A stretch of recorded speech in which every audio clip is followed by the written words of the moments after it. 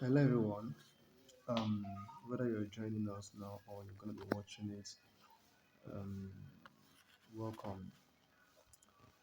Like we said, we are on a journey to uncover secrets, and help everyone to get to know deeply as regards how the market works and as regards succeeding in the forex industry.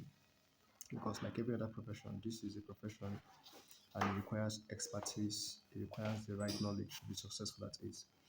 But the thing is that there are a lot of haphazard information found here and there online, and there are also lots of misconceptions around different spaces.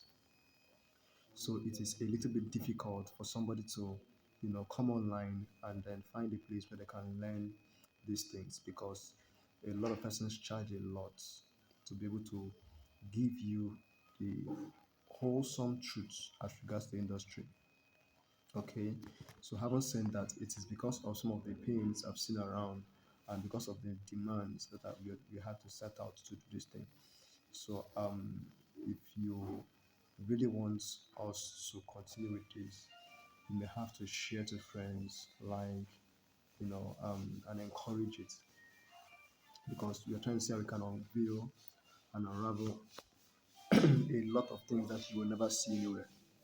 And doing that means that we need to be able to start from the scratch to be able to carry as many persons as possible, because we are out here to really help.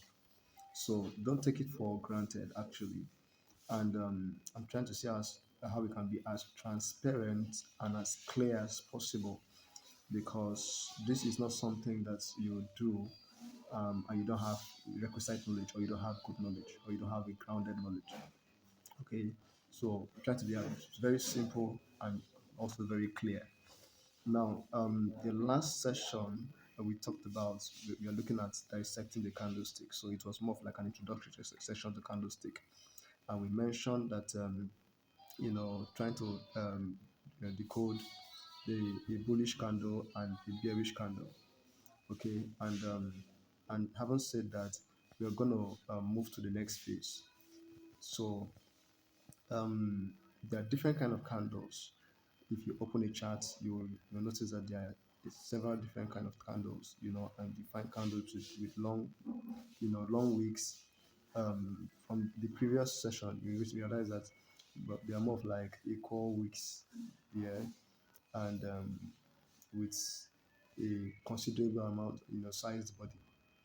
Okay, so which was used like as an example. But if you open the chart, you barely find anything like that because they are represented in different ways. So you find the candles at different shapes, you find it at different sizes, you find them, at in different forms. Okay, so going next, we're going to be talking about, some of these forms of this candle, and then we're going to describe, why they are like that, and identifying it and what they mean actually in the market.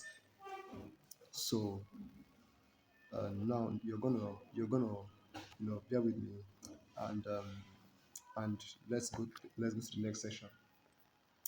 Now, this is you see long versus short candles. Long versus short candles. Before I proceed, let me say this. There are a couple of materials you find online. In short, as you can see, this material I'm using is called a Candlestick Trading Bible.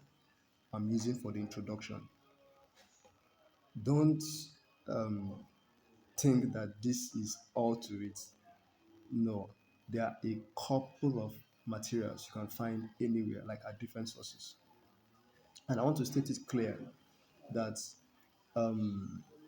what you will not be able to get in 2 years, 3 years of being able to rise and going to learning on your own, you can actually get by somebody who have a good heart, who has a good interest, and who can take you by the hand. So what I'm doing here is mostly introduction, and The candlestick trading Bible is one of the materials that can actually help for an introduction. That can help for an introduction. So it's one of the best materials you can actually get on candlestick psychology. So being able to read the candlesticks, being able to understand the candlesticks, and being able to have the psychology behind the formation of the candlestick is why we are using this material at the moment. So it's not all of it; it's just the beginning point.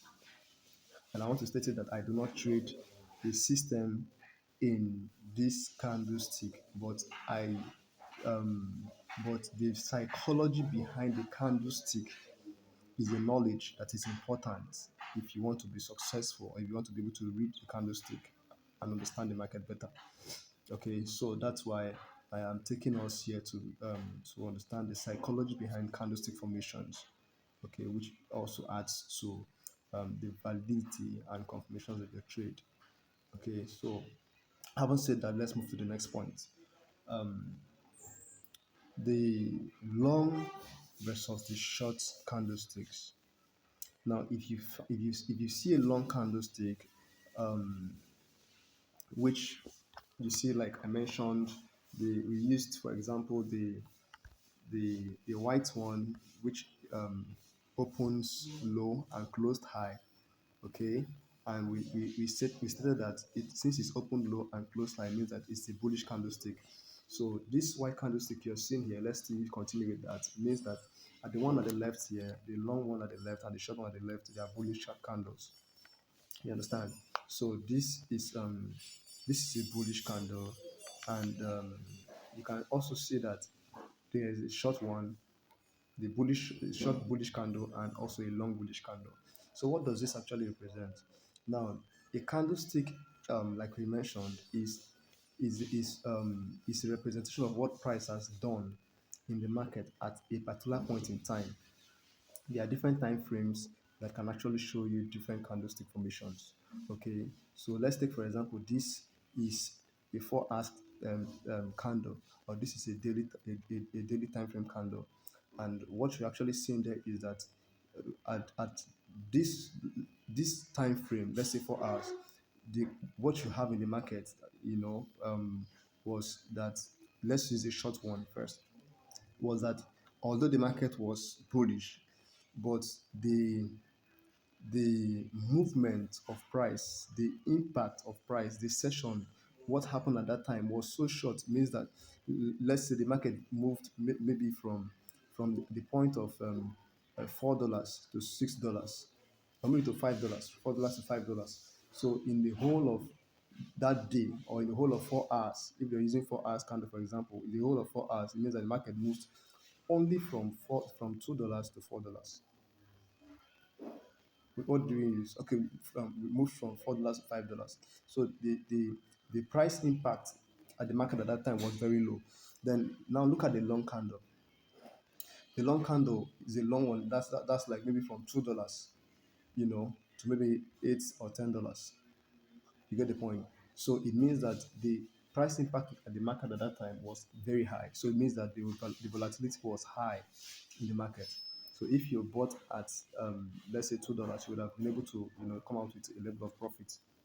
So the impact in the market was high. It means that the people that were bullish, or the bulls, had a lot of influence in the market, and it moved the price at a shorter time, at a very good price difference in a particular time frame. Okay, so that's what it means. So the the short one here means that the price impact, or the impact of price in the market, whatever happened with the buyers and sellers, everything was just around that. The price did not really move. Then the long one here means that the volatility was high. Okay, so whatever happened in the market, whether the which obviously that this is a bullish, so it means that the buyers overpowered, the sellers, and the price impact went very high. So that's what it means, and the same psychology also goes for the sales. This, like, you see the black candle here, which is represented as a bearish candle. You see the short one, the price impact was low, and the long one, the price impact was high. So it's just telling you about the pressure of the market. The reason I'm saying that is because one of the most one of the most important thing that you can actually use in terms of reading candles and making decisions in the market is called momentum. Not many persons will tell you about momentum, but momentum is very important. It's very important in making decisions in the market. That's why a lot of persons even have, use, how do I call it, uh, indicators, like the RSI, the CCI, and all of that. But in all honesty, I'm not a fan of indicators. I'm not a fan of indicator. Analyze my trade and I take it, and I don't use indicators. Just the truth. So that's it. And then let's come to the next one. um Mind you, we are still talking about candles. Okay, we are talking about the different representation of candles. Now if you look at this other candle now, but how this one worked. I know that it was full with a small wick, but look at this one now. This is a long wick candle. What is does it really tell us? You see that the market, the price. Let's take for example the black one at the left, which is a bearish candle. It opened at up and closed low, but before it closed low, it had a price impact up. The price went high, and then it still came down and still closed low, went low and still closed at low. So you realize it very well that the bullish pressure went up at some point, but somehow it was overpowered, and then it came down. Okay, so which gave it that long week. And what it actually tells is that the impact of or the pressure of the sellers was high in the market, and then it brought the price down. The same thing with the one at the right. The one at the right is actually a bullish candle. The price came all the way down, and somehow the pressure, you know, had to, the pressures of the buyers in the market overpowered that of the sellers, and it went up and closed above. So that's another thing that tells you about momentum. Okay, about momentum. So, um, um, that's just it. That's just it. So the from what we see here, the weeks, there's some persons that trade this signal, alone, but you shouldn't make a trading decision just because of one thing. There are a lot of things you need to consider in the market before you take a particular trade. Okay, so that's for the long shadows, and that's it. So that I want to really show us something. So, but before we continue, I would want to really take us on the different, because there are different kind of candles. In terms of, there are single candles, there are double candles, and there are three candle formations. They are called candle formations. Okay, so like we saw there, we saw this is called the Marabuz candle, the one at the extreme here. This is the Marabuzu candle. You can see that there is almost like there's no wick to it. And if you listen to what we talked about earlier on, you realize that there was a very high pressure on this thing. And what it tells you is that the strength of buyers in the market is very high. So there is a very high tendency that this market is going to continue going up, because you can't even see a wick. You can't even see. So it's a very strong bullish signal. Okay, it's called the Marubuzu candle. Then you see this other one here, the next one, which is a two, which is a hammer. Okay, it's also a bullish signal. It's also a bullish signal. It shows that the price came all the way to this down, and the buyers pushed the price up and left a long shadow or a long wick down. Then you also see the next one, which is the third one here, and it's more of like what we explained earlier, with short wicks, but then with a big body. You know, I think it's done according to how strong they are. The first one is a stronger signal to the second one. The second one is stronger signal to the third one. Then the third one is stronger signal to the fourth one. The fourth one here is more of like it was almost becoming a doji, but this is more of like a spinning top. Okay, and sometimes if you see it at the top of at the top of the chart, or maybe, yeah, it could just mean that not always, say sometimes, because you cannot make a decision, so it could just mean that the market is already losing steam. Okay. uh Sometimes it's like that, but it's not always like that. Sometimes it's like that, but it's not always like that. So it's not even a reason why anybody should take a trade or not, or should make a trade decision or not. Okay, so then and it also depends on where you see it. So the fifth one here, which is an inverted hammer, it's also a bullish signal. It's also a bullish signal. If you see this thing at the down, maybe at the supply level, it's a very high signal, to kind of that the market can likely rally up, So that's what it means. That's what it means. So we also see the same thing for the red. Remember we talked about the red.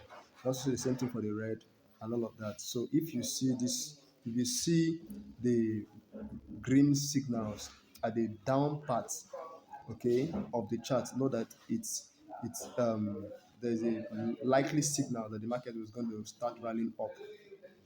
Then if you see the red signals at the top, then there's a likely signal that the market is going to start rallying down. Okay.